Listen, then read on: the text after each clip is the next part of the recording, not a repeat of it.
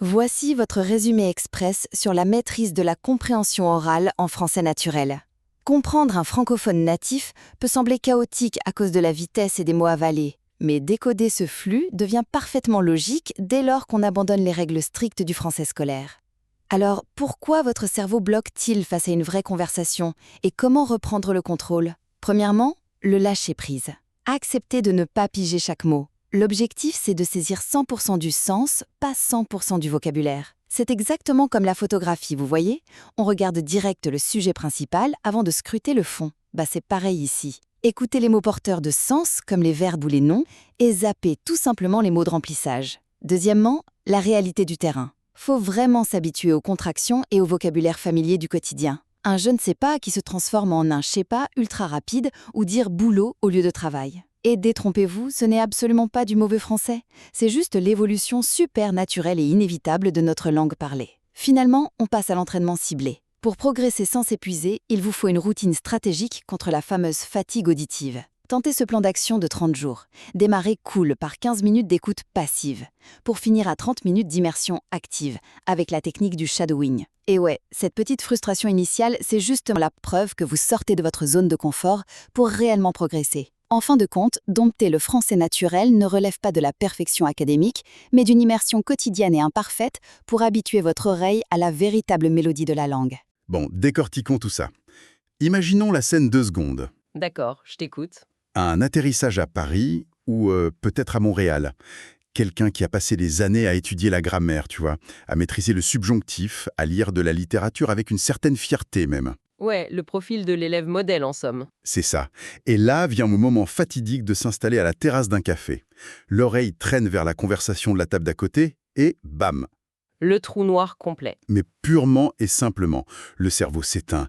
Les locuteurs natifs semblent utiliser un dialecte extraterrestre, genre une bouillie sonore qui n'a absolument rien à voir avec le français patiemment étudié dans les livres. C'est une expérience terrifiante mais tellement universelle. Notre mission aujourd'hui, dans cette exploration en profondeur, c'est de prendre ce fameux mur du son et de le déconstruire. On a rassemblé des notes, des études linguistiques et surtout des stratégies issues d'un guide d'apprentissage avancé, vraiment conçu pour le niveau C1. Et c'est important de préciser le niveau car on ne parle pas des bases ici. Exactement. L'objectif, c'est pas de lister du vocabulaire, c'est de comprendre la mécanique de ce qui se passe réellement quand le français accélère. Et surtout, d'extraire des tactiques concrètes pour que le cerveau arrête de paniquer face à un francophone natif. C'est le point de départ indispensable en fait.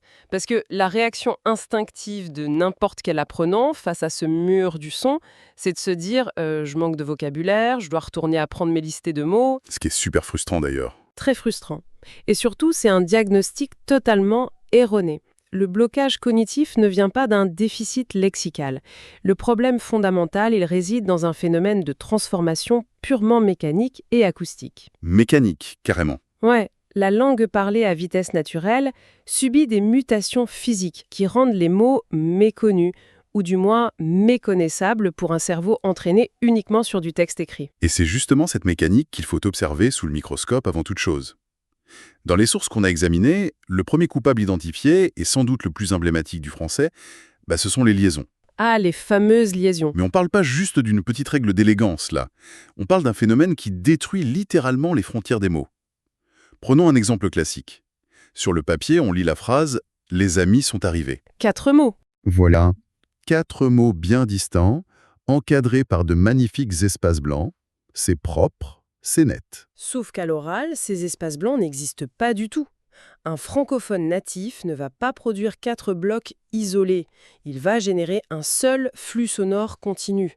Ça donne « les amis sont arrivés ». D'un seul souffle. Exactement. Et d'un point de vue purement neurologique et acoustique, c'est ce qu'on appelle la résyllabation. Attends, la résyllabation. C'est le terme technique. Ouais. En gros, la consonne finale d'un mot, qui était censée être muette, se réveille soudainement et devient la première lettre du mot suivant. C'est fou quand on y pense. Le cerveau de la personne qui apprend, lui, cherche le mot « ami ». Mais son oreille, qu'est-ce qu'elle entend? Elle entend la syllabe « zami » avec un Z. Il cherche « arriver » et il entend « t'arriver » avec un T. Voilà. Le processeur mental s'épuise à chercher des délimitations qui ont été physiquement gommées par l'appareil vocal du locuteur. Et le pire, c'est que c'est pas fini. Parce qu'aux liaisons s'ajoutent les élisions et les contractions. C'est là que j'ai l'impression qu'on passe d'une langue structurée à une entreprise de démolition phonétique. C'est une belle image, la démolition. Prends le fameux « je ne sais pas », qui est majestueux dans les manuels scolaires, il se désintègre pour devenir un fulgurant « je sais pas ». Je sais pas, ouais. Il y a se réduit à une simple voyelle « ya ». Je te le donne subit un compactage extrême pour devenir « je te le donne ». Mais pourquoi on détruit notre propre langue de cette manière? Pour une raison très simple, en fait. L'économie musculaire et respiratoire. La paresse, en gros. La loi du moindre effort, disons. La parole spontanée est régie par ça. Le locuteur natif cherche à transmettre l'information avec le minimum de mouvement de la mâchoire et de la langue. C'est de la compression de données en temps réel, quoi. Comme un fichier zip. Exactement. Et à ce niveau d'écoute, l'enjeu, c'est plus du tout de comprendre intellectuellement que « je sais pas » dérive grammaticalement de « je ne sais pas ». L'enjeu, c'est de forger de nouvelles connexions neuronales pour que « je sais pas » soit reconnu instantanément comme un bloc de sens autonome. Parce que si on réfléchit trop, c'est mort. C'est ça. Si le cerveau doit faire le cheminement inverse, faire toute la déconstruction étymologique en pleine conversation, il perd de précieuses millisecondes et il rate la phrase suivante. J'aime beaucoup une analogie qui circule souvent pour visualiser ce fossé. Apprendre le français avec des manuels et des audios ralentis, c'est un peu comme apprendre à lire une partition de musique classique. C'est très vrai. Chaque note est à sa place précise, la mesure est stricte, tout est pensé, prévisible, mathématique même. Mais écouter du français naturel dans la rue, c'est débarquer dans un concert de jazz en direct au fond d'une cave sombre. J'adore cette métaphore. Les musiciens improvisent, les notes glissent les unes sur les autres, le rythme s'étire puis s'accélère soudainement, les instruments fusionnent. On passe d'une lecture de notes individuelles à une nécessité absolue de ressentir une mélodie continue. Et cette idée de mélodie, c'est pas qu'une image poétique, c'est un principe linguistique fondamental. En français, la prosodie, donc le rythme et l'intonation, est porteuse de sens grammatical. Contrairement à d'autres langues. Contrairement à l'anglais, par exemple. L'anglais va accentuer certains mots spécifiques à l'intérieur d'une phrase pour leur donner du poids. Le français, lui, fonctionne par groupe de sens rythmique. Ah oui, c'est cette fameuse montée de la voix. Voilà. La voix monte à la fin d'un groupe pour indiquer que l'idée est en suspens et qu'elle continue. Et elle ne redescend qu'à la toute fin de la phrase pour marquer le point final. Donc si l'oreille n'est pas calibrée pour capter cette respiration, cette architecture invisible de la phrase, la personne qui écoute n'a aucun moyen de savoir quand une idée se termine et quand une autre commence. C'est un flux continu et angoissant. surtout quand le vocabulaire lui-même décide de changer de costume. Car au milieu de ce flux continu, le registre familier surgit pour remplacer le vocabulaire soutenu. Ah oui, le langage de la rue. Soudainement, on va plus au travail pour manger, parce que la situation est difficile. On va au boulot pour bouffer, parce que c'est la galère. C'est un changement de paradigme constant. Et ça déstabilise énormément. Face à cette avalanche de difficultés acoustiques et lexicales, la réaction instinctive de quiconque apprend, c'est de se raidir. C'est d'essayer d'écouter encore plus fort, de se concentrer frénétiquement sur chaque syllabe pour ne absolument rien rater. Ce qui est, je te le donne en mille, la pire stratégie possible. La pire, Vraiment. c'est une garantie absolue de surcharge cognitive. Et c'est là qu'on passe de l'analyse du problème à la solution stratégique. La clé de voûte de la compréhension orale à haut niveau, c'est l'art du lâcher-prise. Le lâcher-prise, ok. Il faut accepter une réalité très inconfortable. Il est impossible de tout comprendre et il ne faut surtout pas essayer. Le but, c'est pas de capturer 100% des mots prononcés, mais de viser 100% du sens global du message. Attends, je me fais l'avocat du diable une seconde. Renoncer à comprendre chaque mot, c'est pas la définition même de la devinette aléatoire, ça. J'ai l'impression qu'on encourage les gens à écouter à moitié, en fait. Ce qui est fascinant ici, c'est que cette mécanique s'apparente exactement au fonctionnement naturel de notre perception visuelle. T'as vu? Comment ça? Prenons l'exemple d'une photographie. L'œil humain ne fonctionne pas comme un scanner de code barre, qui lirait méticuleusement chaque pixel de gauche à droite, puis du haut vers le bas. C'est vrai, on regarde pas comme ça. Non, l'œil se fixe d'abord sur le sujet central. Il capte l'action principale, interprète les visages et laisse le cerveau déduire l'arrière-plan ou les détails flous. Ah, je vois où tu veux en venir. L'oreille d'un apprenant débutant essaye de lire l'audio comme un code barre. L'oreille d'un apprenant avancé doit apprendre à regarder l'audio comme une peinture, en cherchant les points focaux. C'est une super façon de le visualiser. Et d'ailleurs, nos sources donnent un exemple qui illustre parfaitement ce concept de point focal. Vas-y, donne-nous l'exemple. Imagine la phrase spontanée suivante. Du coup, je me disais qu'on pourrait peut-être se voir demain, si tu es pas trop occupé, bien sûr. Typique. Une phrase super typique, avec une vingtaine de mots. Quelqu'un qui écoute comme un scanner va trébucher sur le du coup, paniquer sur l'hésitation E et perdre le fil avant même la fin de la phrase. C'est classique. Alors que l'approche du lâcher-prise, ça consiste à filtrer activement. On ignore le bruit de fond structurel, l'éthique de langage, et on laisse le cerveau s'accrocher à 3 mots porteurs de sens. Disais, voir, demain. Exactement. C'est la technique du filtrage sémantique. Les verbes, les noms et les adjectifs principaux constituent la charpente de la phrase. Les piliers, quoi. Les piliers, oui. Et les articles, les prépositions, les adverbes de liaison, c'est le ciment. Si on saisit la charpente, le cerveau est une machine de déduction assez puissante pour reconstruire l'édifice par lui-même. Ici, une proposition de rendez-vous pour le lendemain. Mais tout de même, et si dans ce processus de filtrage où on laisse glisser les petits mots, on manque un détail critique? Genre quoi? Par exemple, le mot « ne » ou « pas » qui marque la négation. Passer à côté d'une négation, ça inverse littéralement la réalité du message. C'est pas juste un détail d'arrière-plan, ça. C'est le risque inhérent à cette stratégie, en effet.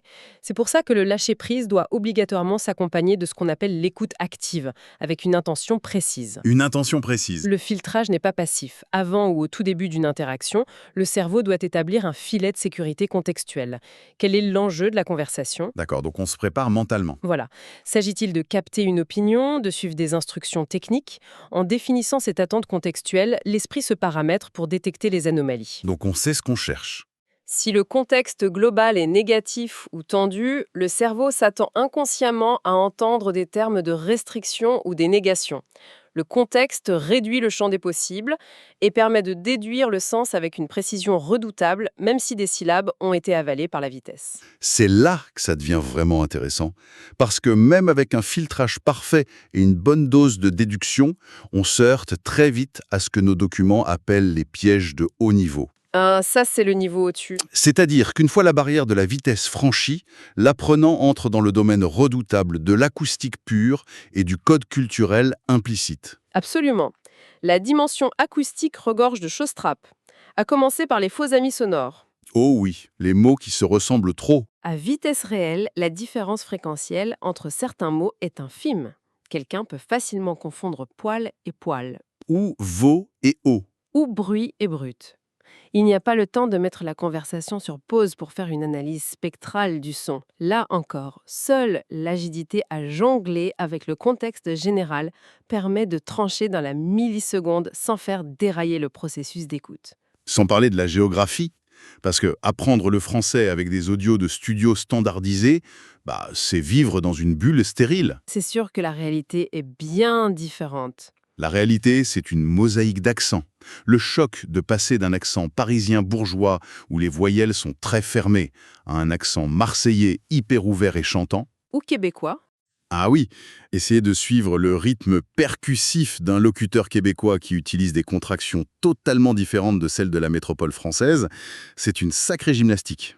Ça demande une réinitialisation constante du logiciel de décodage. Et pourtant, la diversité des accents n'est rien comparé au défi ultime. Le langage implicite. Le langage implicite. C'est ici qu'on quitte la mécanique sonore pour entrer de plein pied dans l'intelligence culturelle. La communication francophone est littéralement saturée de sous-entendus. Ce qui est dit frontalement est rarement le cœur du message. Laisse-moi essayer de décoder ça. C'est l'équivalent d'un code secret de société, on est d'accord? C'est tout à fait ça. Par exemple, quelqu'un dans une pièce dit, avec un petit soupir, « Il fait un peu froid ici ».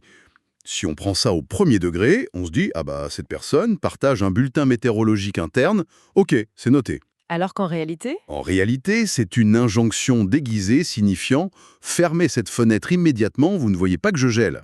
et que dire de la litote absolue, notre sport national? Je ne dis pas que c'est mauvais.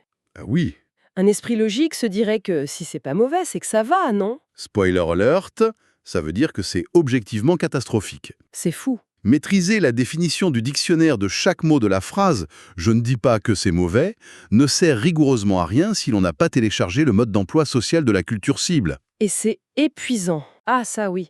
Et toutes ces opérations simultanées, déchiffrer les liaisons, filtrer les mots-clés, corriger les faux amis sonores, adapter son oreille aux accents et décoder l'implicite culturel, tout cela provoque une conséquence physiologique très réelle. La fatigue auditive.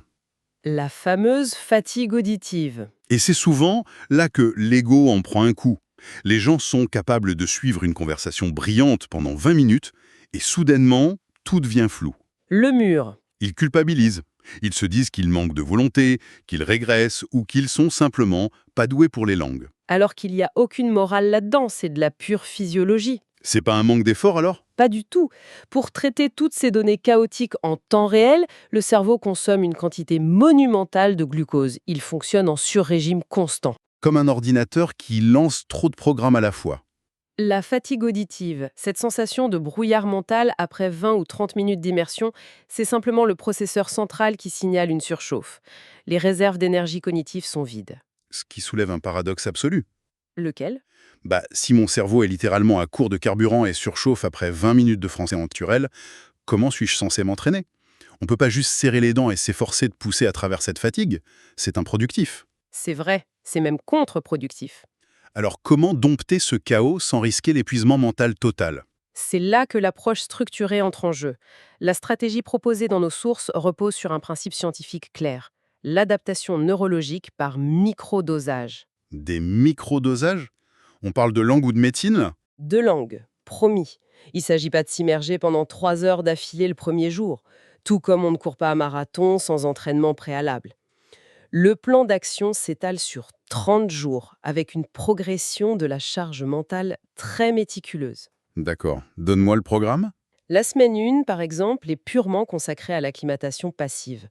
15 minutes par jour, pas une minute de plus. 15 minutes, ça semble gérable. Et aucune prise de notes.